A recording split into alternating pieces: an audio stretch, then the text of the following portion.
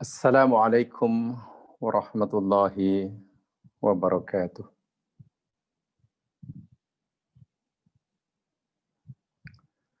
Innal hamdalillahi nahmaduhu wa nasta'inuhu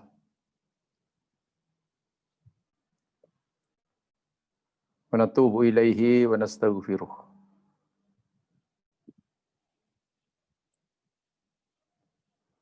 Wa na'udzu billahi min syururi anfusina wa min sayyiati a'malina. May yahdihillahu fala mudilla lahu wa may yudlil fala hadiya lahu.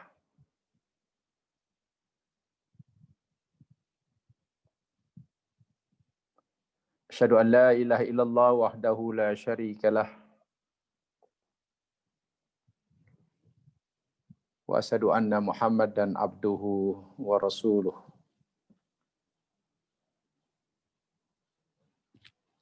Allahumma salli ala Muhammad wa ala ali Muhammad kama sallaita ala Ibrahim wa ala ali Ibrahim. Wa barik ala Muhammad wa ala ali Muhammad kama barakta ala Ibrahim wa ala ali Ibrahim. Innaka Hamidum Majid. Bismillahilladzi la yadurru ma ismihi syai'un fil ardi wala fis sama' wa huwas samiul alim. Bismillahilladzi la yadurru ma ismihi syai'un fil ardi wala fis sama' wa huwas samiul alim. Bismillahilladzi la yadurru ma ismihi syai'un fil ardi wala fis sama' wa huwas samiul alim. Allahumma ij'al jam'ana hadza jam'an marhuma wa tafarruqana min ba'dihi tafarruqan ma'suma. Alimna ya Allah ma yanfa'una wanfa'na ma 'allamtana warzuqna ilman walhamdulillahi ala kulli hal. Allahumma amin. Para pendengar yang dirahmati Allah sekalian, dimanapun Anda berada, didoakan mudah-mudahan sentiasa di bawah lindungan Allah Subhanahu wa taala, sentiasa dilimpahkan taufik dan hidayahnya, agar supaya kita dapat menjalani kehidupan saki-baki kehidupan ini sesuai dan selari dengan kehendak dan kemauannya. Salawat dan salam mudah-mudahan sentiasa dilimpahkan pada Nabi besar Muhammad sallallahu alaihi wasallam, Nabi yang kita harapkan sangat syafaatnya kelak pada hari kiamat. Hari di mana anak pinak dan harta benda tidak memberi manfaat sedikit pun, kecuali mereka yang datang menemui Allah Subhanahu wa taala dengan hati yang hidup, bukan hati yang mati, hati yang salim, hati yang sejahtera. Allahumma amin. Alhamdulillah, pagi hari ini kita dapat bersua semula untuk meneruskan pelajaran kita kaitan dengan hakikat kematian.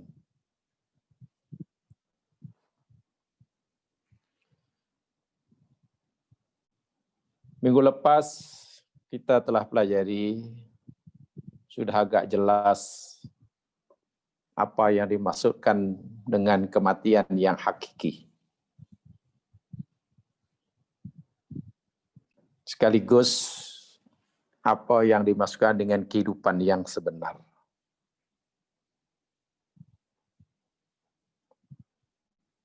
Kematian yang sebenar, yakni kematian hati. Bukan sekadar kematian jasad. Demikian juga hidup yang sebenar, yakni hidupnya hati, sanubari. Bukan sekadar hidupnya jasad. Ketika nyawa belum berpisah dengan tubuh badan. Kita akan teruskan pelajaran ini. Sekarang mari kita lihat notanya berikutnya. Bermula daripada satu pertanyaan, sudah berapa lama kita mati? Jadi pertanyaannya saya balik, bukan sudah berapa lama kita hidup, seperti mana ini pertanyaan biasa, tapi kita tukar pula. Sudah berapa lama kita mati?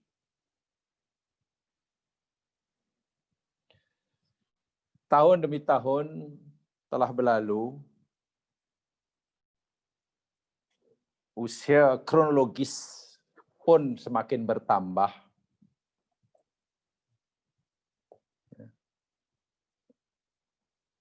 Usia kronologis semakin bertambah, atau bahkan hakikatnya berkurang. Sudah ada bahkan yang mau bersara atau sudah bersara. Biasanya yang diperbualkan adalah sudah berapa lama kita hidup. Biasanya sudah berapa lama? Umur awak berapa dah? Oh, 70 tahun. Oh, 80 tahun. Oh, 60 tahun. Oh, sudah 45 tahun. Dan seterusnya. Oh, lama juga ya. Wah, alhamdulillah, sudah lama. Itu biasa yang dibualkan. Sudah berapa lama kita hidup? Dan pertanyaan ini wajar bila kita memandang, melihat, memahami kehidupan itu ialah ketika jasad seseorang masih menyatu dengan nyawanya dan jiwanya. Wajar, pertanyaan tidak aneh. Ketika kita melihat, memandang, memahami bahwa kehidupan itu ialah ketika nyawa, jiwa, dan jasad kita masih menjadi satu. Sedangkan pertanyaan yang sebenarnya yang perlu kita kemukakan pada diri kita masing-masing, sudah berapa lama kita mati? Pertanyaan sudah berapa lama kita mati? Dan pertanyaan kita lontarkan ketika jasad kita masih hidup. Ini adalah pertanyaan yang sangat penting. Perkara yang sangat-sangat penting. Saya ulangi. Kalau kita bertanya pada diri kita, sudah berapa lama kita hidup? Ketika jasad kita masih ada roh, itu pertanyaan biasa. Mungkin impak daripada pertanyaan itu, ya akhirnya kita tahu, oh Masya Allah, ini bermakna tak lama lagi kita akan tinggalkan dunia ini. Oh, kita akan berpisah dengan itu, pisah dengan ini, pisah itu. Sehingga perpindahan ke alam barzah,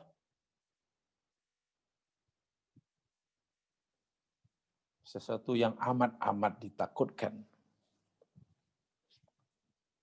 Karena kematian bagi orang yang berpikir seperti ini,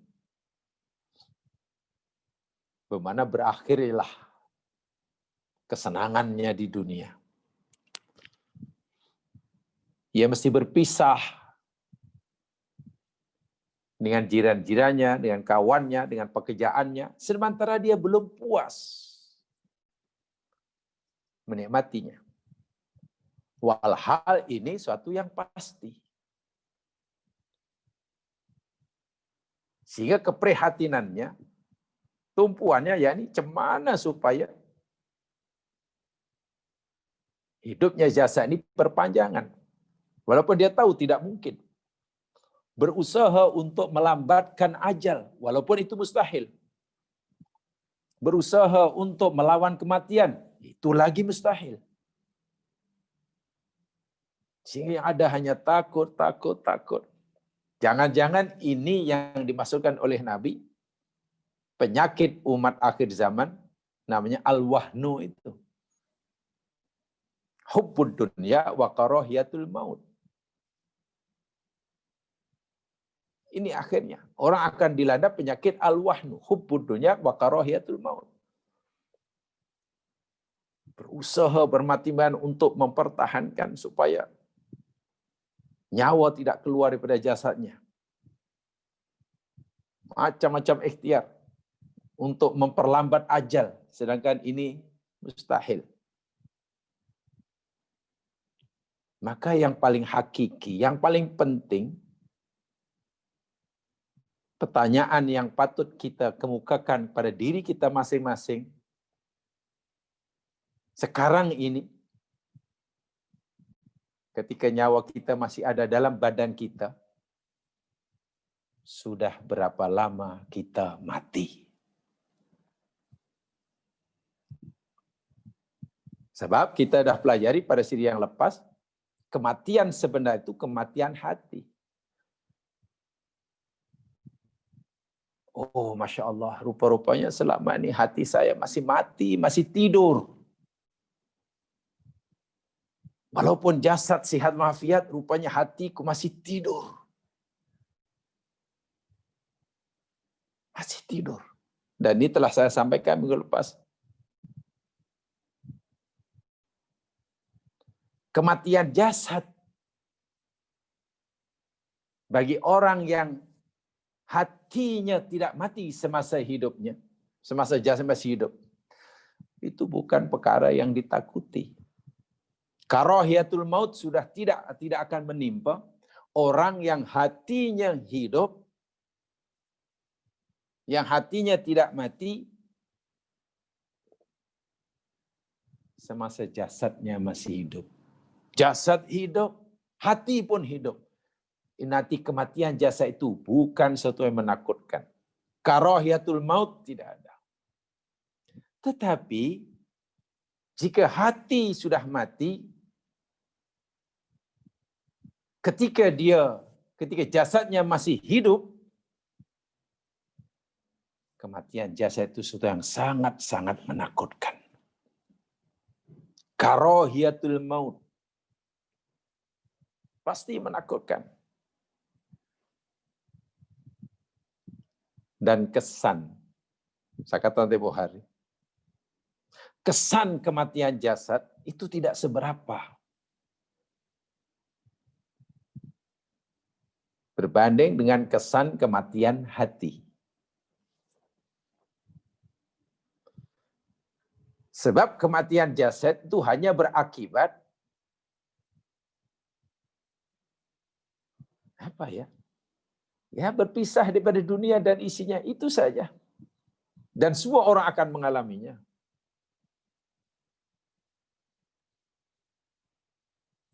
Tapi kematian hati, apa akibatnya? Orang akan kehilangan peluang untuk hidup bahagia. Bermula dari alam barzah hingga akhirat. Bahkan semasa di dunia. Orang yang hatinya mati, dia sengsara. Dunia sengsara, di alam barzah sengsara, di akhirat sengsara. So mari kita ubah pertanyaannya. Jangan sudah berapa lama kita itu. Lalu tengok IC, Allahu Akbar. Rupanya sudah 70 tahun, sudah 80 tahun. Sudah. Atau kadang, Alhamdulillah, Alhamdulillah saya sudah 85 tahun. Tapi masih sehat, Alhamdulillah. Coba diubah sedikit.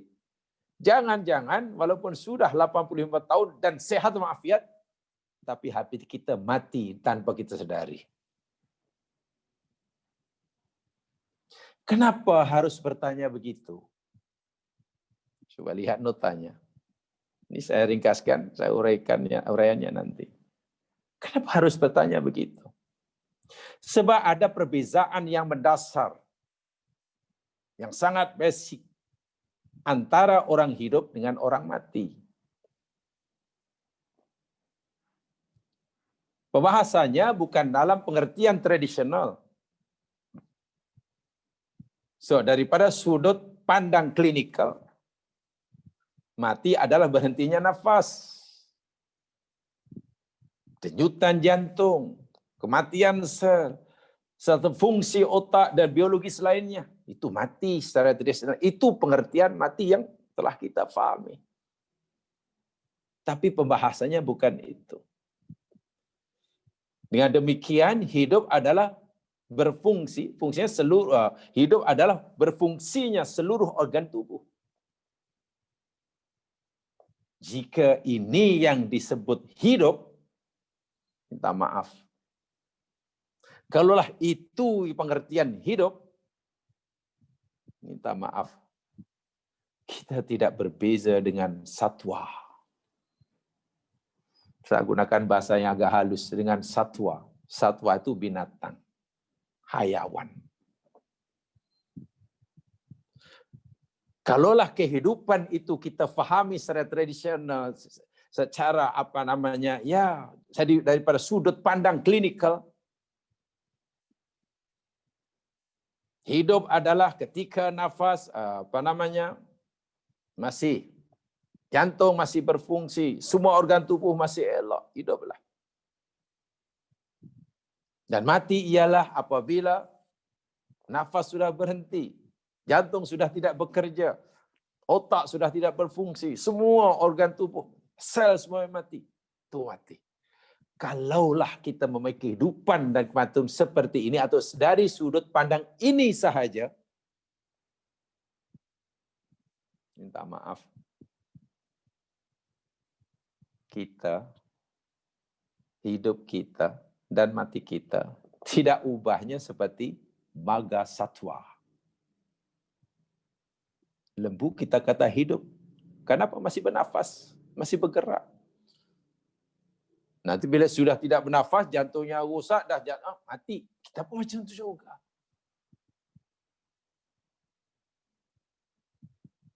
Sedangkan hakikat kematian yang berakibat dahsyat di akhirat.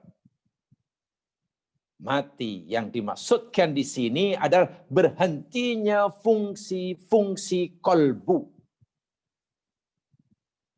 ruhaniyah. Bila hati ciptaan Allah ini sudah tidak berfungsi, orang itu sebenarnya sudah mati. Sungguh pun jantungnya masih sehat walafiat. Tulang-tulangnya masih kuat. Walaupun masih boleh berlari puluhan kilometer. Disahkan sehat walafiat.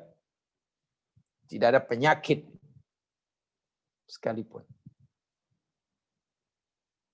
Tapi jika hati sudah tidak berfungsi, sebagaimana tujuan Allah menciptakannya, orang itu sudah mati. Dan kematian sebenarnya yang sangat-sangat menakutkan sepatutnya. Yang saya pernah nyatakan kemudian hari, hidup tapi mati. Kita kata dia hidup, semua orang kata dia masih hidup, tapi Allah kata tak, dia sudah mati. Ini ayat-ayatnya yang dahulu pernah kita berikan. Mathalul fariqaini kal a'ma wal asam wal basir was sami'.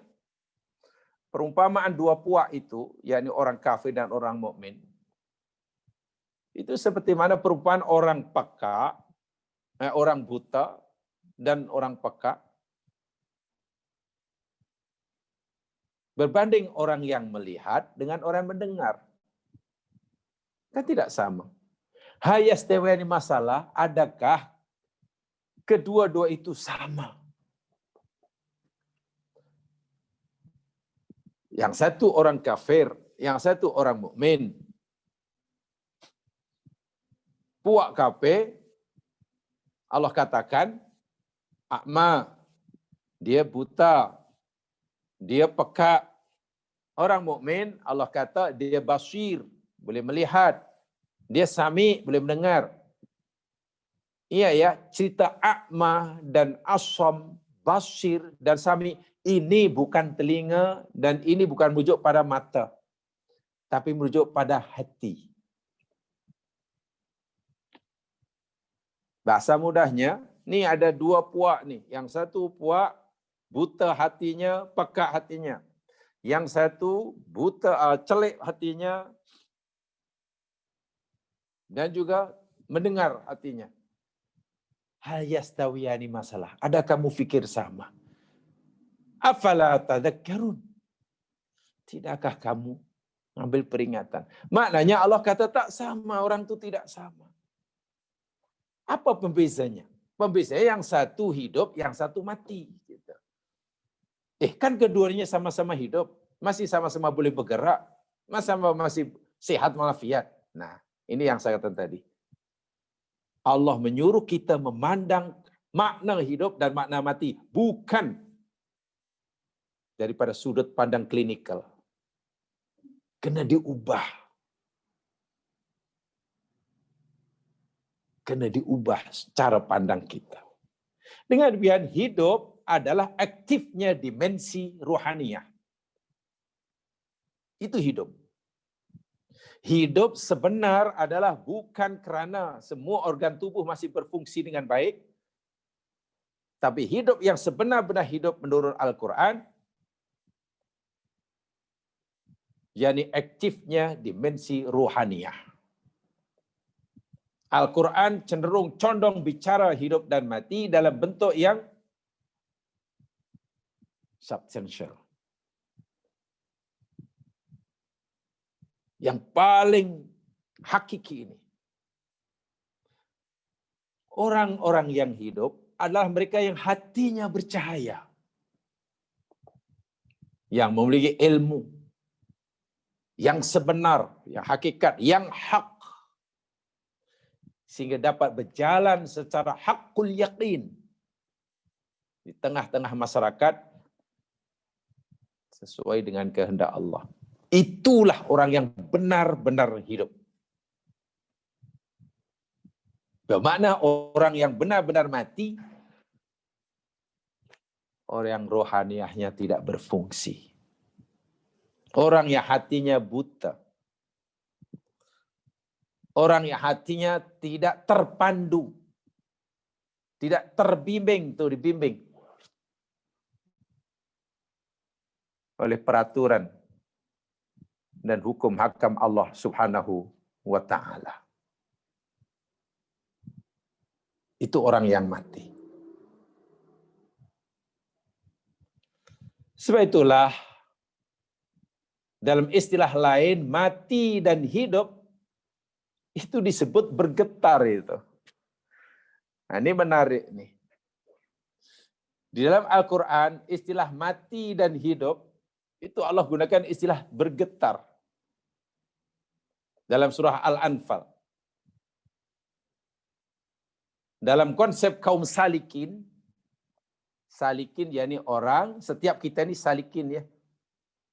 Jadi orang yang berjalan, bergerak menuju Allah Subhanahu wa ta'ala. Itu namanya orang yang salik. Salik namanya, jamaknya salikun. Dalam konsep kaum salikin disebut muraqabah. Isyarat atau signal akan kehadiran Allah Subhanahu wa ta'ala. Saya ulangi. Dalam istilah lain, hati yang hidup itu Quran sebut hati yang bergetar. Lihat surah Al-Anfal ayat 2. Coba kita lihat.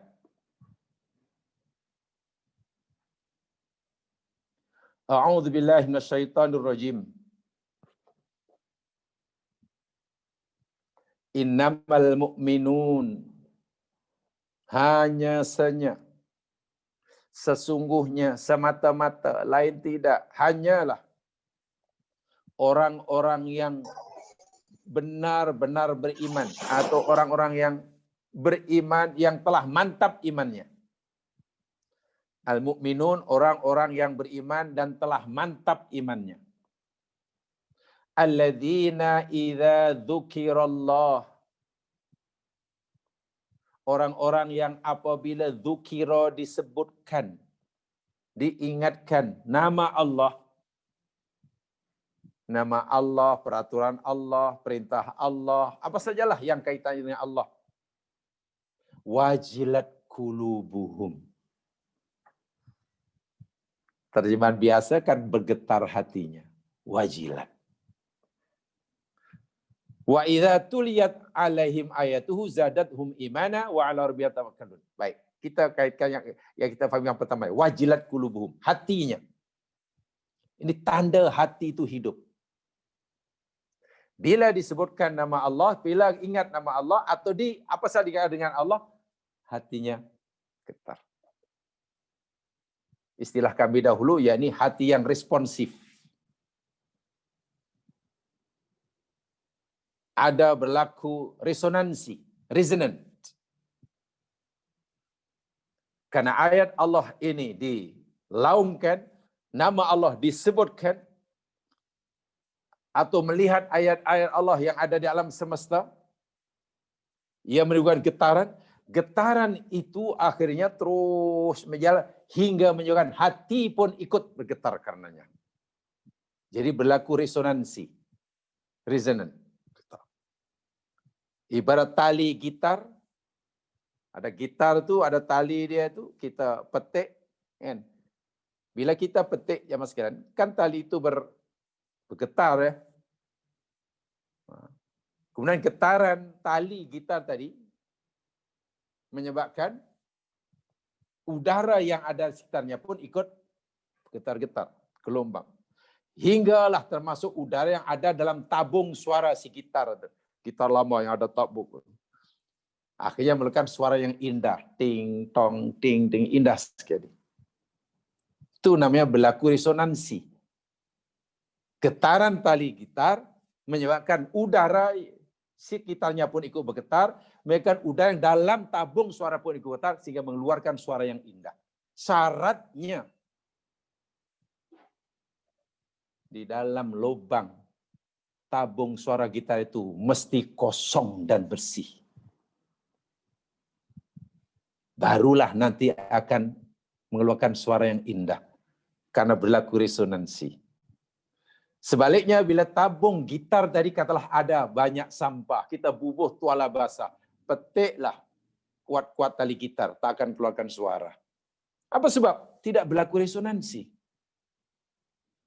Nah, ayat ini memberi maksud seperti itu lebih kurangnya.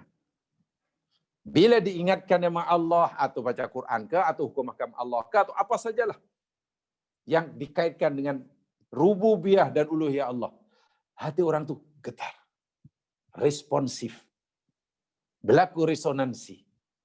Itu tanda hati itu hidup.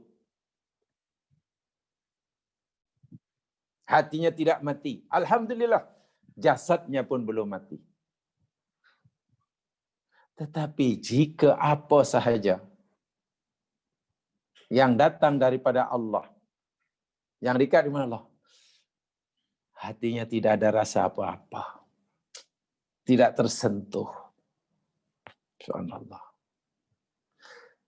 Sebab itu jamaah sekalian, bila kita katalah melihat pemandangan yang sangat indah, lalu kita kagum, subhanallah, rasa menenung, kita bukan hanya seronok tapi hati, kita kagum, tanpa kita sedari tiba-tiba entah macam mana air mata keluar, terasa seram sejuk.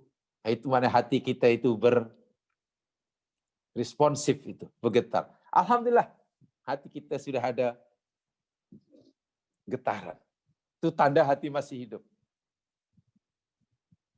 Lama bercita-cita ingin pergi Makkah, paling tidak umrah, akhirnya berjaya. Dalam bayangannya sudah tidak mau membayar, tak mau membayangkan macam mana nanti masuk Masjidil Haram, macam mana Ka'bah itu macam mana, selama hanya tengok gambar. Sekali tengok Ka'bah betul-betul nampak bangunan segi empat yang warna hitam, yang sebenarnya tidaklah nilai arsitektur yang hebat. Hanya menangis, dia pun tidak tahu kenapa itu menangis. Hanya menangis saja. Merasa dirinya mungkin sangat kecil di hadapan keagungan Allah, merasa dirinya sangat kotor di hadapan Allah yang Maha Suci. Merasa dirinya banyak dosa di hadapan Allah yang Maha Pengampun. Walaupun merasa dirinya sangat kotor, sangat banyak dosa, tapi Allah izinkan pula bertamu ke rumahnya. Sehingga tengok Ka'bah menangis saja. Teruskan tangisan itu. Itu tangisan getaran hati. Jadi jangan malah dimarah jika ada orang menangis tengok Ka'bah. Kadang orang ni pukul rata aja. Asal menangis syirik. Mana ada menangis syirik? Tengoklah menangis yang macam mana. Jangan-jangan menangis tu minta kepada Ka'bah, beduk minta kepada Ka'bah. Mana kita tahu dia doa kepada Ka'bah? Kita pukul rata kan. Yang masalah begini. Tengok Ka'bah pun hati tak rasa apa-apa. Tengok KLCC malah kagum. Itu lagi masalah.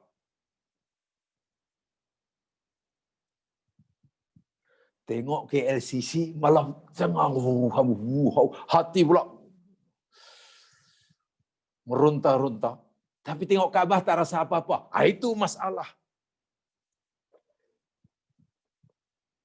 Masalah juga, mungkin malam-malam lalulah mungkin tanah perkuburan, tengok kubur siapa. Hati ketakutan, seram sejuk rasanya.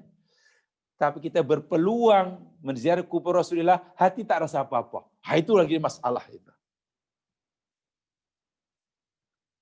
Jadi jika ada orang katalah ziarah makam Nabi, hati ambil menangis, jangan cepat-cepat dihukum. Syirik, apa syiriknya? Menangis. Dia mungkin merasa dirinya, ya Allah, hamba ini banyak dosa, sekarang diizinkan berada di tempat yang dahulu Nabi tinggal. Kalau itu menjawab menangisnya, bukankah itu menunjukkan hati itu lembut? Lain kalau menangis karena minta sesuatu kepada selain Allah, itu lain cerita. Lain cerita. Coba. Tapi kadang orang itu jangan, kita biasa tengok Ka'bah biasa aja, tengok boleh jangan.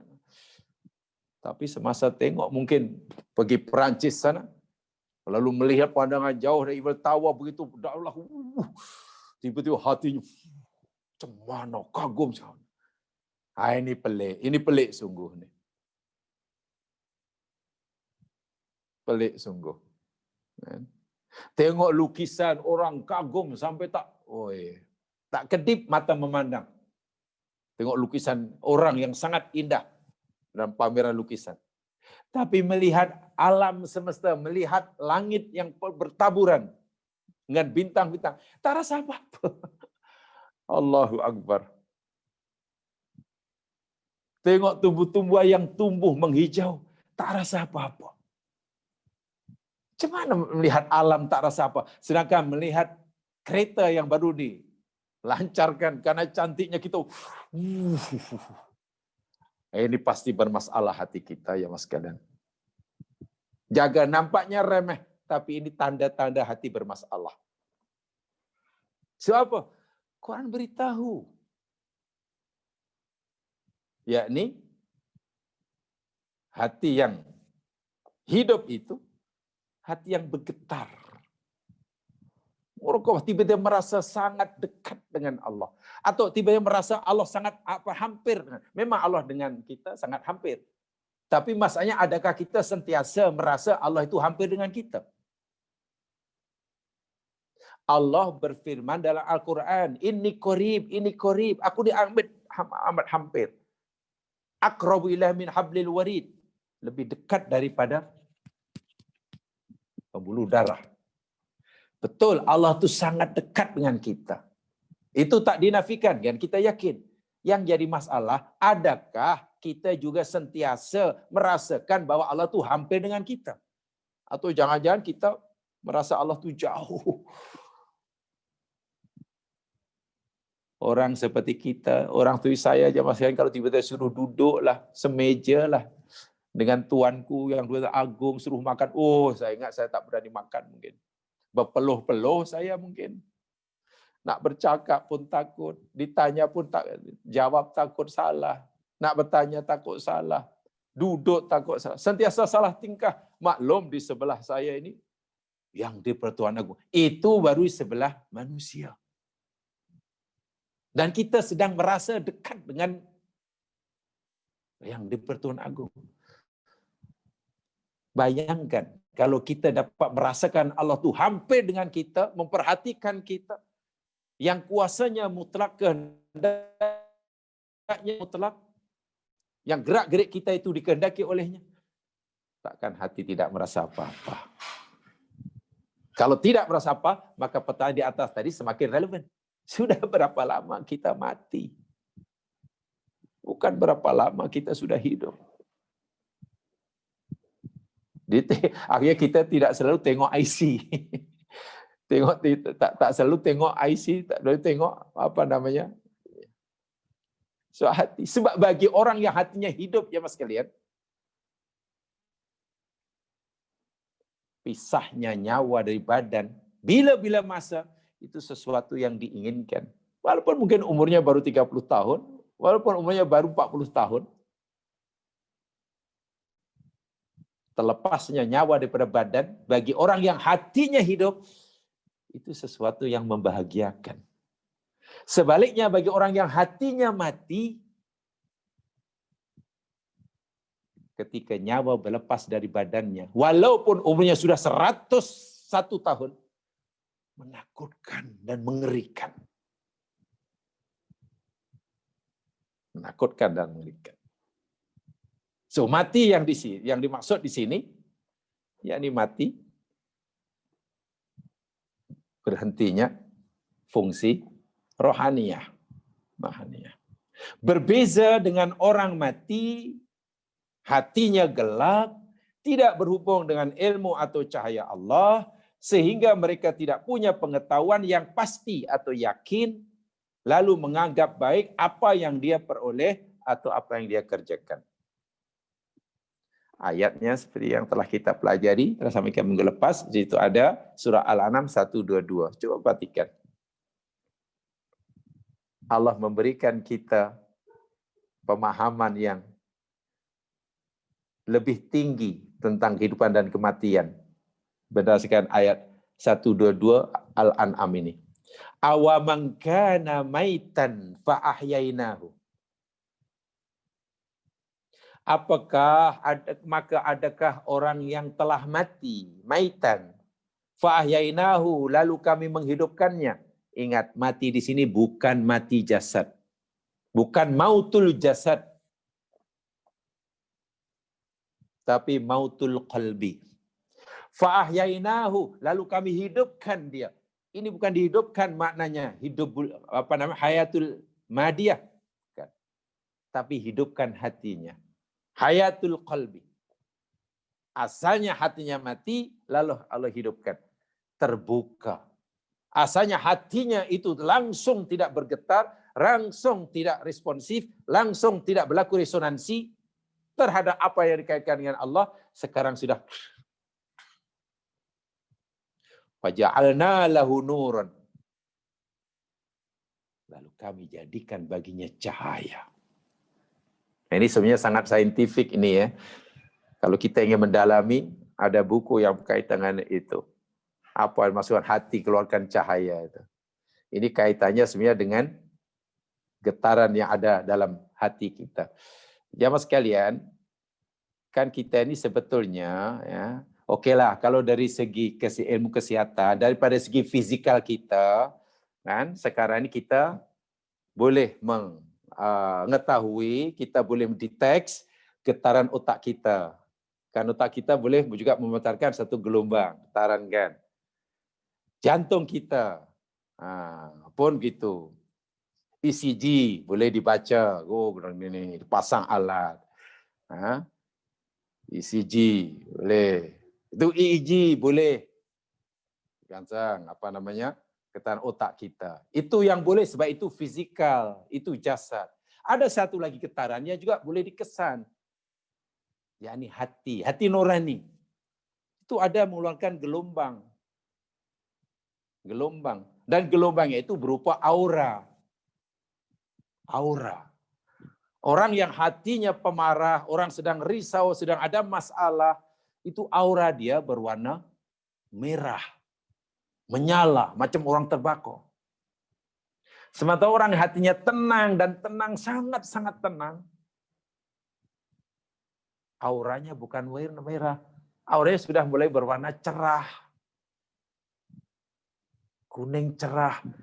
Bila ketenangan itu sangat-sangat tenang. Tenang sungguh, bahagia tuluh.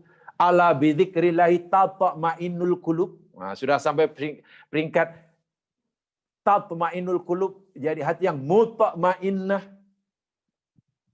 Itu gelombang getaran yang keluar tepat daripada itu sudah berwarna mendekati putih. Dan gelombang getaran aura berwarna putih itu namanya nur. Itu boleh dikesan sekarang ini dengan peralatan yang canggih. Namanya foto aura. Itu ada tuh. Kalau di negeri seberang ada seorang saintis yang melakukan kerja ini. Dan ini pernah saya ceritakan dahulu. Adzan subuh ditambah dengan as-salatu khairum minan naum. Coba perhati betul-betul ayat hadis itu. As-salatu khairum minan naum. Salat lebih baik daripada tidur. Statement itu, as-salatu khairum minan naum itu kan maknanya salat baik, tidur pun baik. Kan begitu kan? Hanya saja salat lebih baik daripada tidur. Statement solat lebih baik daripada tidur, maknanya tidur itu baik. Hanya saja solat lebih baik. Kan begitu. Makna as-salatu khairun minan naum itu seperti itu. Bukan maknanya solat itu lebih baik daripada tidur. Mana solat kena solat, jangan tidur. Bukan begitu. Memanglah kalau waktu solat kita suruh solat, tak boleh tidur terus. Tapi makna as-salatu khairun minan naum bukan seperti itu. Makna as-salatu khairun minan naum, solat baik, tidur baik, solat lebih baik daripada tidur. Pertanyaannya, dari aspek mana, dari sudut mana, dari segi mana, solat itu lebih baik daripada tidur. Nah, begitulah. Nah, dari aspek mana inilah yang selama ini masih rahasia. Tapi alhamdulillah dengan kecanggihan ilmu sudah mulai terbuka rahasia ini.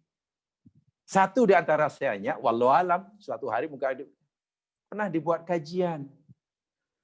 Orang tidur dipasang dengan berbagai peralatan. ECG-nya, EEG-nya dipasang, gelombang otaknya dibaca, gelombang jantung dibaca. Dan juga dipasang dengan ambil foto aura dia. Sangat tenang, orang tidur tenang kan. Allah berfirman, tidur itu subat. Rehat yang sehari-hariannya tidur. Fisikal kita rehat, jiwa kita rehat. Sehingga orang tidur tidak ada tanda-tanda dia tak tenang. Jiwanya tenang, otaknya rileks, jantungnya rileks, kan? Mana ada orang tidur heart attack. Tidak ada orang sedang tidur stres, itu tidak ada. Hatinya rileks. Auranya, wah sudah tenang. Kemudian dibuat lagi satu ujian. Orang yang rajin ibadah. Diambilnya pelajar-pelajar pondok yang memang istiqomah dalam ibadah.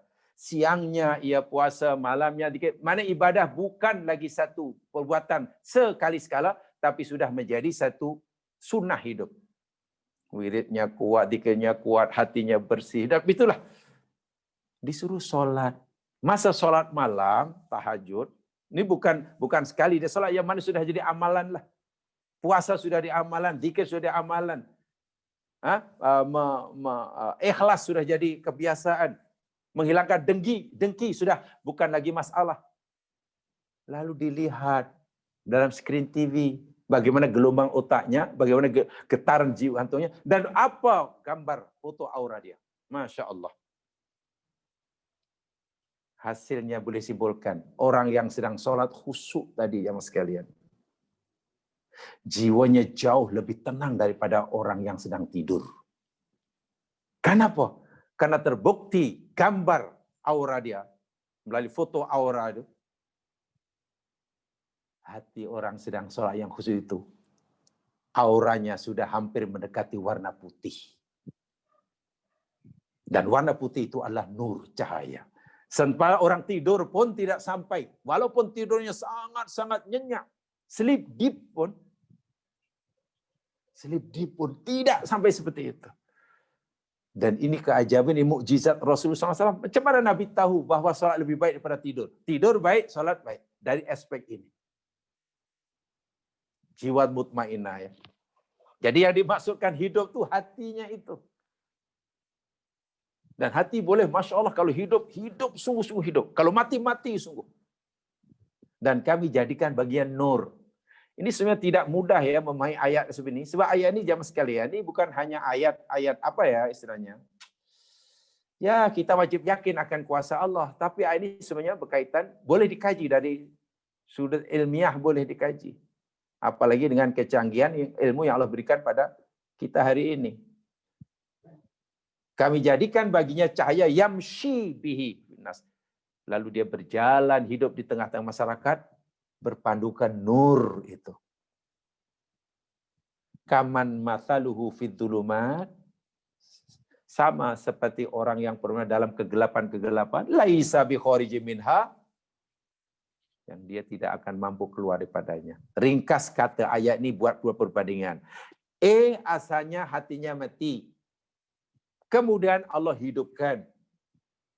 Masih hidup jasadnya, tapi hatinya mati. Kemudian Allah hidupkan hatinya, tentu karena usaha orang itu. Dan sekarang hatinya sudah bercahaya.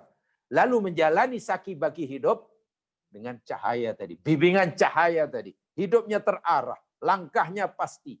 Tahu halal haram, tahu mana baik, mana buruk. Tahu mana siratal mustaqim, tahu mana sirat ila jahim. Tahu mana dosa, mana pahala. Yang satu masih dalam kegelapan, hatinya gelap. Allah kata, apakah sama? Tidak sama. Yang satu mati, yang satu hidup. Hatinya. Walaupun ada persamaan. Apa persamaannya? Jasadnya masih sama-sama hidup. Subhanallah. Baik. Sekarang saya ingin baca saja keterangan yang diberikan oleh Said Qutb. Ya, sebentar selalu lah ini. Bawah tu coba lihat. Yaqulul Ustaz Said Qutb fi Kitabil Adilal. Ini saya kutip daripada tafsir fi Dhilalil Quran yang dikarang oleh Asy-Syahid Said Qutb. Fi ta'liqi an kaunil Islam da'watun ila hayat. Ya, ini bercerita tentang kaitannya dengan bahwa Islam itu agama dakwah kepada kehidupan. Islam itu agama dakwah, menyeru orang untuk hidup, hidup, hidup dan hidup. Tapi hidup di sini maksudnya innaha da'watun ila hayati bi kulli suwaril hayat. Islam menyeru umatnya kepada kehidupan dalam semua bentuk kehidupan. Wa bi kulli ma'anil hayat, dan semua makna arti kehidupan yang sebenar. Innahu yad'uhum ila aqidatin. Islam itu mengajak menyeru manusia kepada akidah tuhyil quluba wal uqula. Akidah yang boleh menghidupkan hati dan boleh menyebabkan akal fikiran hidup. Ingat, Said Qutb bicara tentang kehidupan hati dan kematian hati. Bagaimana Islam mengajak, menyeru, menawarkan satu cara, ajaran, bagaimana cara menjadikan akal dan hati ini hidup. Wa tudlikuha min auhamil jahli wal kharafah, serta membebaskannya daripada sebagai macam waham, keraguan, khurafat, wa min dha'nil wahmi wal surah, dan daripada keburukan waham dan juga cerita-cerita dongeng. Tak nak tu. Waham, cerita dongeng dan segalanya itu dihilangkan. Dihilangkan daripada hati. Diganti dengan akidah yang betul. Wa min khudu'il mudhilli li asbabidh dhahirah, dan membebaskan diri pada patuh, tunduk dan menghinakan diri kepada sebab-sebab yang zahir, perkara-perkara yang zahir, wal hatmatil qahirah wa min al-ubudiyyati li ghairillahi wal mudalli min abdi wal bil syahawat. Ringkas kata, Islam agama yang menyeru manusia supaya hatinya hidup, akalnya hidup, bebas daripada waham, bebas daripada patuh kepada sebab-sebab yang zahir, pengaruh makhluk maknanya, supaya agar tunduk kepada Khaliknya sahaja, membebaskan daripada mengabdikan diri kepada selain Allah, dan menghinakan diri karena mengikuti hawa nafsu. Wa yad'uhum ila syari'atin min indillah. Islam datang mengajak manusia kepada syariat Allah Subhanahu wa taala. Tu'linu taharrur insan waqti mabsuduri hanillahi wahdah. Yang dengannya dapat mengiklankan, menzahirkan, nyatakan kebebasan manusia, kemerdekaan manusia dan kemuliaannya. Wa waqil basar kulim saffan mutasawin fi muwajatiha. Dan berdiri. Manusia akhirnya berduduk sama rendah, berdiri sama tinggi sama manusia. Tidak ada yang lebih merasa tinggi, tidak ada yang merasa hina. Itu kaitan hati itu. Sebelum orang menerima Islam, ramai orang merasa dirinya merasa lebih daripada orang lain. Sehingga merasa berat untuk menghina orang lain. Yang lain pula merasa dirinya hina berbanding orang lain. Mungkin karena faktor keturunan, mungkin faktor harta. Akhirnya terpaksa ia merelakan diri, memperhambakan diri pada manusia. Ini adalah kematian yang sebenar. Yang merasa dirinya lebih tinggi, lebih mulia daripada yang lain, sehingga cenderung menganiaya orang lain, itu kematian hati yang sebenar. Sementara yang merasa hina berbanding orang lain karena keturunannya, sosioekonominya, latar belakang pendidikannya, sehingga merelakan mengabdikan diri kepada sesama manusia, itu pun kematian yang benar. Islam datang membebaskan hati yang mati, supaya nanti bila menerima Islam, orang akhirnya merasa dirinya sama. Tidak ada yang merasa lebih tinggi dan tidak ada yang merasa hina. Kalaupun ada lebih tinggi, hakikatnya karena takwanya. Bermakna, kata Ibnu Sayyid Qutb, salah satu daripada tanda hati itu mati, bila orang itulah merasa lebih hebat dari orang lain karena faktor keturunan, faktor itu hati mati itu. Karena lama-lama nanti cenderung meremehkan orang, menghina orang, memperhambakan orang. Atau sebaliknya. Wala tahamu fadin fi sya'bin wala tawatin fi ummatin wala jinsin fi jinsin wala qaumin fi qaumin lakinnahum yantalikuna kullum ahraran mutasawin. Tidak lagi mengutamakan, membanggakan individu, jenis, bangsa, keturunan, kaum, dan sebagainya. Tapi mereka itu semuanya merdeka dan sama. Fi dhilli syari'ati sahibiha Allahu Rabbil Ibad. Di bawah naungan syariat Allah. Innal ladina ya'isuna bihadhil qiyam. Sesungguhnya orang-orang yang hidup dengan nilai seperti ini, bebas daripada waham, bebas daripada keraguan, akalnya hidup, hatinya hidup, tidak merendahkan diri kepada makhluk, tapi merendahkan diri hanya pada pencipta, tidak merasa lebih tinggi daripada yang lain, dan tidak merasa hina di hadapan orang lain karena faktor keturunan dan sebagainya, bahkan merasa dirinya sama di hadapan Allah.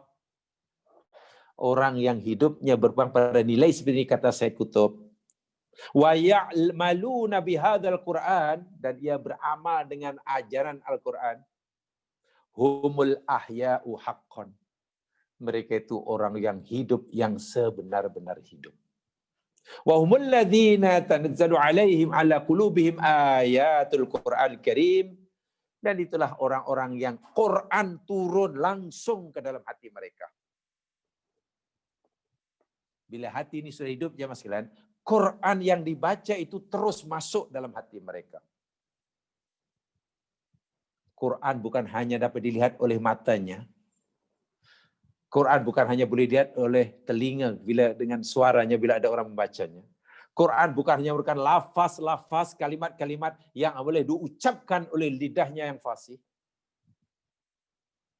Tapi mungkin sebelum lidahnya mengucapkannya, sebelum telinganya mendengarkannya, bahkan sebelum matanya mungkin melihat ayatnya, karena sudah membayangkan dalam Al-Quran itu ayat pertama katalah dalam katalah Al-Baqarah punya sudah alif lam mim dzalikal kitab, sudah baru membayangkan.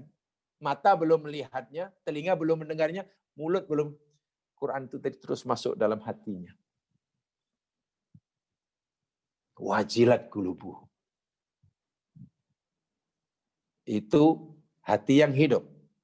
Fa idza biha kal ardil jadba asobal ma fahtasal marabat. Maka ketika itu hati orang itu macam bumi yang tandus, tanah yang kering, keruntang, tandus, kemudian disimbah dengan air hujan, fahtazat. Bumi tadi bergerak. Warobat. Kemudian berkembang. Bergerak-gerak, pecah-pecah-pecah, menjadi lembut. Kemudian keluarlah benih-benih. Keluarlah kehidupan. Wahama setanah itu kering keruntang, tandus. Kita ambillah segenggam, lalu kita letaklah di bawah mikroskop. Kita tak nampak kehidupan. Tak ada tanda-tanda kehidupan. Ambillah tanah yang kering. Yang sudah sebulan bulan tidak hujan. Ambil seketul letak. Tak ada tanda-tanda kehidupan. Tapi kita simbah, kita siram dengan air. Bahasa Hidayah, tunggulah sehari, 2 hari, 3 hari, atau mungkin 5 hari. Kemudian kita ambil segenggam, bawa semula ke makmal, letak di bawah mikroskop. Insya Allah sudah ada tanda-tanda kehidupan yang tempoh hari tidak ada.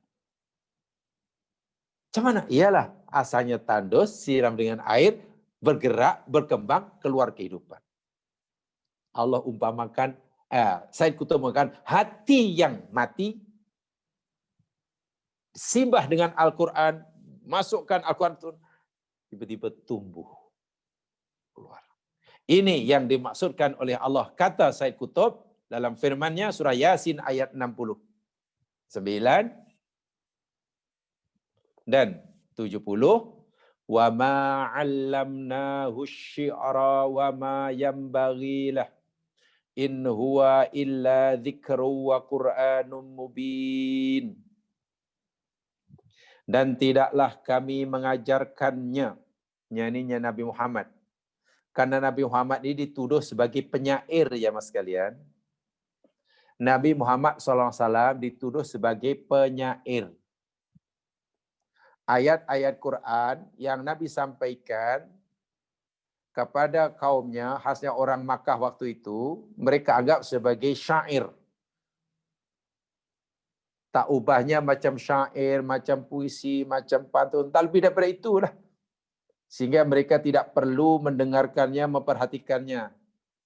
Kan nilainya sama saja dengan syair yang dilaungkan oleh penyair-penyair yang lain. Lalu Allah nafi. Allah nafikan dalam ayat ini bahwasanya kami tidak mengajarkan Muhammad utusanku itu syair. Tidak, wa syi'ra. Wa ma yanbaghilah. Dan memang syair tidak sesuai bagi Muhammad. Syair tidak sesuai bagi Muhammad. In huwa illa dzikru wa Qur'anum mubin. Tiadalah ianya, jadi kok itu melainkan ia bacaan peringatan dan bacaan yang sempurna lagi menjelaskan. Jadi bukan syair sebagaimana kamu dakwa. Muhammad bukan penyair sebagaimana yang kamu tuduh. Tujuannya buat apa Quran diturunkan? Liyunzira man kana hayyan. supaya Nabi Muhammad itu dapat memberikan peringatan mangkana hayyan pada orang yang hayyan, hidup. Hidup. Wa yahiqqal qawlu 'alal kafirin, dan akan berhak nyata benarlah ketetapan aku, yakni siksa, 'alal kafirin, atas orang kafir. Hayyan di sini yakni hidup hatinya. Quran ini hanya bermanfaat bagi orang yang hatinya hidup. Sementara orang yang hatinya mati, dalam ayat disebut orang kafir, Quran ini tidak memberi apa-apa manfaat. Walaupun mereka boleh membacanya, walaupun mereka boleh mendengarnya, boleh mengucapkannya, boleh melihatnya. Kalau kita mau lebih kritikal jamaah sekalian dalam memahami ayat ini, ya, kalau kita mau jujur dan berani kritikal dalam memahami ayat ini, Allah memberitahu begini, jika kamu baca Al-Quranku, dan Al-Quran itu ya, dapat mengubah hatimu, daripada lemah menjadi kuat, daripada ragu menjadi yakin, daripada bengkok menjadi lurus. Itulah, daripada mati jadi hidup. Maka kamu adalah orang yang beriman. Hati kamu adalah hidup. Tapi jika kamu rajin baca Quran, mengucapkannya dengan betul, tapi ia tidak menyebabkan hatimu berubah, itu tanda hati kamu mati. Itu kalau kita mau berpikir lebih kritikal seperti itu. Jadi mati atau tidaknya hati ini bukan semata-mata, ya, bukan semata-mata ditentukan oleh orang itu baca Quran atau tidak. Kalau dia rajin baca Quran, maknanya hatinya hidup. Kalau dia tak baca Quran, hatinya mati. Bukan semata-mata. Itu ukuran dia. Ukuran yang sebenar. Tanda arah sebenar. Hati itu mati atau hidup, yakni adakah Quran yang dia baca, atau Quran yang dia lihat, atau Quran yang dia dengar karena orang dia membaca. Itu berkesan dalam hatinya atau tidak. Dia mungkin tidak sedang baca Al-Quran, orang lain yang membacakannya, dia dengar. Dia tidak mendengar, dia tidak sedang baca, tidak sedang melihat, tapi ingat satu ayat yang dia ingat. Tiba-tiba hatinya terasa tersentuh dan Allahu Akbar, astagfirullahaladzim. Rupanya engkau tegur aku, ya Allah, sudah lama engkau tegur aku dengan ayatmu ini. Tapi hambamu masih juga belum ingat. Minta ampun ya Allah. Tiba-tiba hatinya begitu. Tak dengar Quran, tidak sedang dengar Al-Quran, tidak sedang baca. Tiba-tiba duduk seorang dia menangis karena tersentuh. Teringat satu ayat yang dihafalnya. Nah, itu hatinya hidup. Itulah ukuran hidup atau matinya Quran. Sebaliknya, kalau kita baca sekalipun, kita melihat sekalipun, tapi yang kita baca tidak menggetarkan hati, ya itu subhanallah. Ya, kita kena berani jujur bahwa hati kita sebenarnya masih cukup keras. Belum wajilan. Itulah. Ya.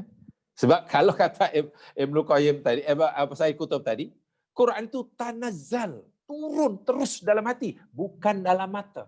Bukan hanya dilihat, bukan hanya didengar, bukan hanya dibaca. Tanazzala. Tanazzal itu mereka turun.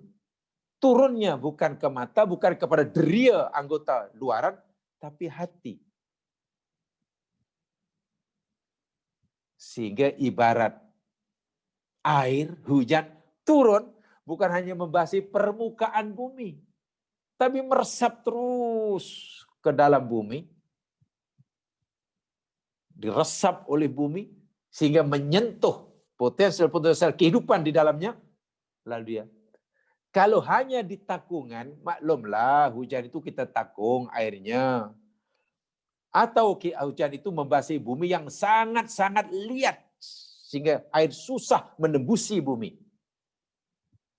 Karena bumi itu mungkin berbatuan, banyak batu. Akhirnya air hujan yang banyak hanya mengalir, hanya basah doang. Tapi kalau kita korek, kering juga. Ya, tidak akan memberi kesan lah. Nampak basah tapi di permukaan.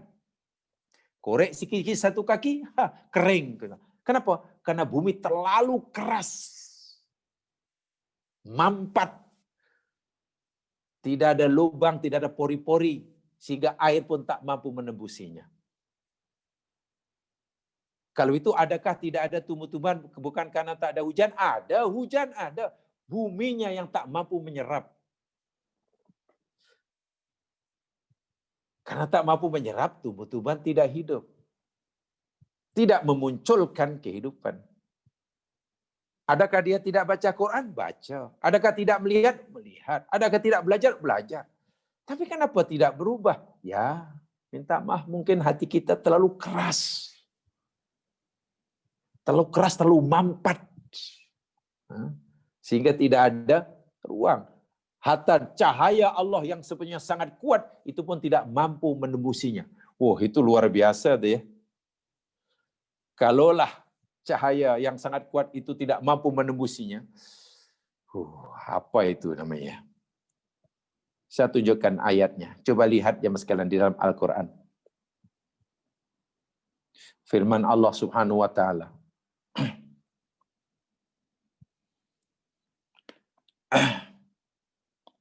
Di dalam surah Al-Baqarah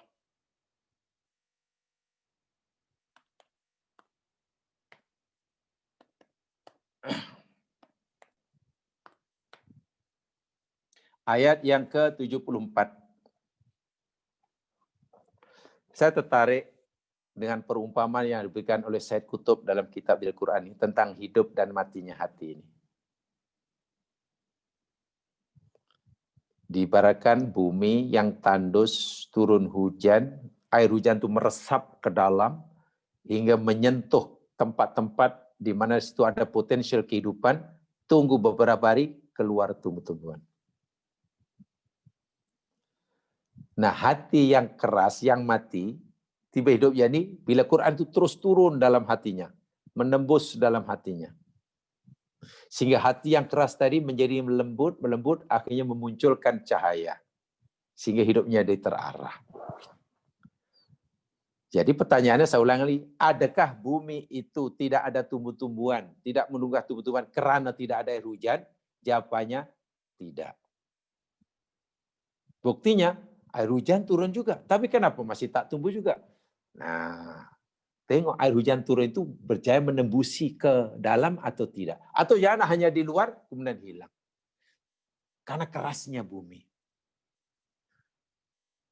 Kalaulah karena bumi terlalu keras sehingga air tidak dapat menembusi, hilang begitu ya, ya bumi tidak akan melakukan apa-apalah. Sebab potensi kehidupan itu ada di dalam, bukan di permukaan. Quran demikian juga. Adakah orang itu hatinya keras karena tak baca Al-Quran? Juga tidak. Bukan semata-mata karena itu. Adakah bukan karena tak dengar? Bukan. Karena Quran tidak menembusi hatinya. Minta maaf kalau bahasa Rasulullah SAW, yakni hum yaqra'un al-Quran, wala tazu hanajurahum. Mereka baca Quran tapi tak melepasi tekak. Itu bahasa Rasulullah lagi keras. Nanti ada umatku baca Quran tapi tak melepasi tekak. Itu keras sekali bahasa Nabi itu kalau kita paham. Tidak menembusi hati karena hati terlalu keras. Sehingga cahaya Quran yang sangat kuat sepatutnya mampu menembusi. Kalau cahaya Quran pun tak mampu menembusinya, itu bukan karena kurang kuatnya cahaya tersebut, tapi yang pasti karena kerasnya hati. Wa'iyadzubillah. Tengok ayatnya. Al-Baqarah 74. Thumma qasat qulubukum min ba'di dzalik. Walaupun ayat ini cerita tentang hati orang-orang Bani Israel ya. Tapi kita berpadukan pada al-hukmu bi umum bil lafzi la bi khususi sabab ya. Thumma qasat qulubukum min ba'di dzalik, kemudian hati kamu menjadi keras Qasa yaksu itu keras. Selepas itu, fahiya kal hijarah. Lalu dia akan menjadi seperti batu. Batu itu udah keras. Au asyaddu qaswah. Lebih keras daripada batu. Tak tahu apa yang lebih keras daripada batu. Air itu pun susah sekali hendak menembusi batu. Ini pula ada yang lebih keras daripada batu. Oh, macam mana? Logam gamanya. Platinum mungkin. Tak boleh menembusinya. Ya, setakat air tak mungkinlah menembusi benda yang besi umpamanya. Mana boleh merebah dalam besi. Wa inna minal hijarah, karena sesungguhnya ada sebagian daripada batu itu lama yatafajjaru minhul anhar, yang boleh memancarkan keluar air keluar daripadanya. Contohnya dahulu batu dipukul oleh tongkat yang besar keluar air, atau batu tapi masih boleh ditembusi air, maknanya batu belum keras sangat. Jadi air pun masih boleh menembus dalam pori-pori batu. Wa inna minha lama yasaqaq fayakhruju minhul ma. Maksudnya ada daripada batu itu terpecah, terbelah, lalu keluar daripadanya air. Wa inna minha lama yahbitu min khasyatillah. Karena ada setengah dari batu itu runtuh, tergolek daripada tempat yang atas, semata-mata karena takut Allah. Masya Allah. Bila ada batu tergolek daripada bukit ke bawah, itu kalau kata Al-Quran, takut Allah. Kata cikgu dahulu di sekolah, oh itu gravity. Tak apalah, tidak salah itu gravity. Tapi kalau kita tanya pada cikgu, gravity itu apa cikgu? Gravity itu ya daya tarikan bumi. Dari kemudian dari mana asalnya? Ya asalnya ada karena bumi ini dalamnya ada magma, ada panas dan bumi pusing akhirnya menarik. Punya daya tarikan. Apa macam mana boleh ada itu? Coba kejauh pertahankan lama-lama Allah. Nah, pasti jawabannya ala ujung sekali itu Allah yang menghendaki. Sebab itu Quran tidak cerita berjauhan terus ya. Itu karena takut Allah. Sudah. Allahu bighafilin amma ya tak malun. Allah tidak lalai, tidak leka apa yang kamu kerjakan. Yang kamu kerjakan. Itu maksudnya. Jadi bukan semata-mata tak baca Quran, bukan semata tak tengok Quran. Bila hati tetap keras. Tapi Quran tidak dapat menembusi hatinya. Bahasa yang Nabi gunakan, baca Quran tapi tak melepasi tekak. Menarik perumpamaan, penjelasan yang diberikan oleh Said Qutb ini. Wa haula'il mu'minuna bil Quran wasairuna ala minhajihi. Orang-orang disebutkan dalam ayat ini, yang hidup hatinya jadi bercahaya, itu orang mukmin. Sebenarnya mukmin yang Al-Quran. Wasairuna, orang berjalan di atas manhaj Quran. Hina ya'tihimul maut, ketika datang pada mereka kematian, hatinya hidup. Maka kematian jasad bukan menakutkan. Bahkan diharapkan. Kenapa diharapkan? Tak lama lagi akan rehat daripada kepenatan beramal di dunia. Tiba masanya untuk menerima upah dan ganjarannya. La ya'tabiruna amwatan, walaupun mereka sudah mati, tidak dianggap mati. La yu'tabaruna amwatan. Mereka sudah mati, tapi tidak dianggap mati. Sebaliknya masih dianggap hidup. Walakinnahum nukilu faqat. Tapi orang-orang ini sebenarnya hanya dipindahkan saja min daril fana ila daril baqa. Daripada negeri fana, binasa, yakni dunia, ke negeri kekal, yakni alam barzah hingga alam akhirat. Wa min daril gurur ila daril khulud. Pindah daripada negeri penuh dengan tipu daya ke negeri yang kekal. Itu pikiran Said Qutb. Sebab itu ketika dalam penjara, bahkan akan dihukum mati, sedikit pun tidak gentar. Said Qutb ketika menghadapi kematian, kan dihukum mati gantung. Sehingga terkenal syahid Said Qutb. Sedikit tidak gentar karena yakin. Kematian jasad itu diharapkan olehnya. Oleh seseorang yang hatinya hidup. Dan ini jaminan Allah. Wa qala subhanahu wa ta'ala man amila salihan min dzakarin aw untha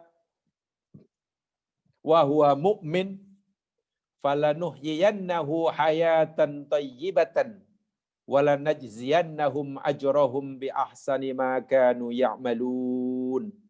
An-Nahl 97.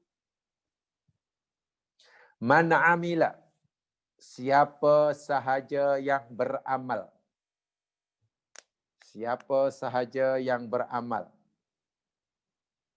Salihan, amal yang saleh. Min dzakarin au untha, sama ada daripada kaum lelaki, orang lelaki ataupun perempuan. Tak kisah. Wa huwa mu'minun, dengan syarat dalam keadaan ia orang yang beriman.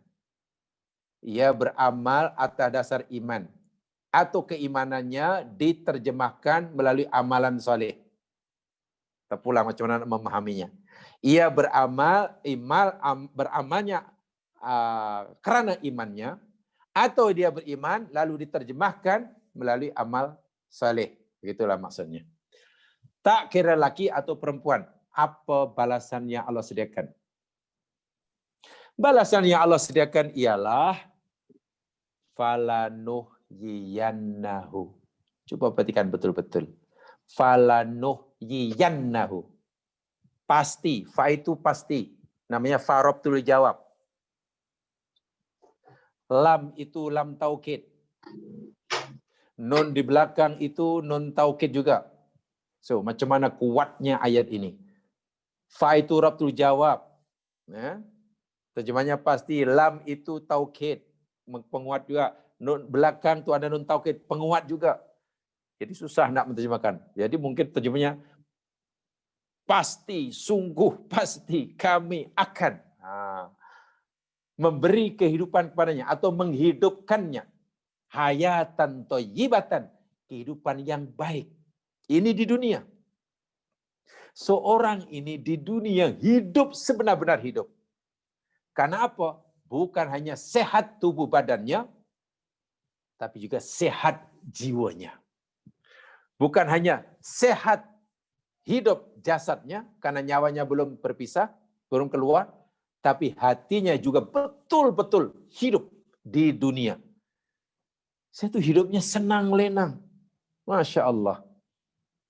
Dapat nikmat senang, kan hatinya hidup. Syukurnya luar biasa. Dapat musibah, hatinya pun tenang karena mampu bersabar. Dia dapat menikmati kepuasan bersabar ketika ditimpa musibah. Dan itu kebahagiaan. Dia dapat menikmati nikmatnya syukur ketika dapat nikmat. Dan itu juga kebahagiaan. Masya Allah. Itu luar biasa tuh ya. Dapat nikmat pun bahagia. Itu kehidupan yang paling makbul doanya pun. Wah, dia pun senang. Hatinya happy. Karena merasa rintiannya didengar oleh Allah. Masya Allah. Dan kemakbulan doanya pula, dia yakin itu rahmat Allah. Karena dia tidak menyalahi peraturan ketika ia berdoa. Tapi jika doanya tidak dikabulkan pun, hatinya gembira. Karena dia tahu. Menyadari dirinya lemah, yang segala-galanya ditentukan oleh Allah Subhanahu wa Ta'ala. Dan dia yakin bahwa Allah memilihkan yang terbaik. Ketika Allah Subhanahu wa Ta'ala tidak mengabulkan doanya pun, hatinya gembira. Itulah hidup. Gembira karena yakin Allah memilihkan yang terbaik buatnya. Syaratnya iman dan beramal. Atau beramal atas dasar iman. Itu di dunia. Bagaimana di akhirat? Bagaimana nanti jika jasadnya mati, sudah meninggal. Bila jasadnya sudah mati, rohnya sudah keluar, pindah ke alam barzah, walanajziyannahum ajrahum. Dan sungguh pasti kami akan beri balasan kepada mereka. Ajrahum, akan ganjaran mereka. Ganjarannya macam mana? Bi ahsani ma kanu ya'malun. Ganjaran dengan yang lebih baik daripada apa yang mereka amalkan. 1 dibalas 10 hingga 700. Coba, cita-cita apa yang lebih agung, lebih mulia daripada ini? Di dunia hidup yang sebenar-benarnya hidup, bukan hidup tapi mati. Di akhirat pun nanti hidup sebenar-benar hidup. Maknanya bahagia dunia, bahagia akhirat. Apa yang membolehkan orang itu bahagia dunia, bahagia akhirat?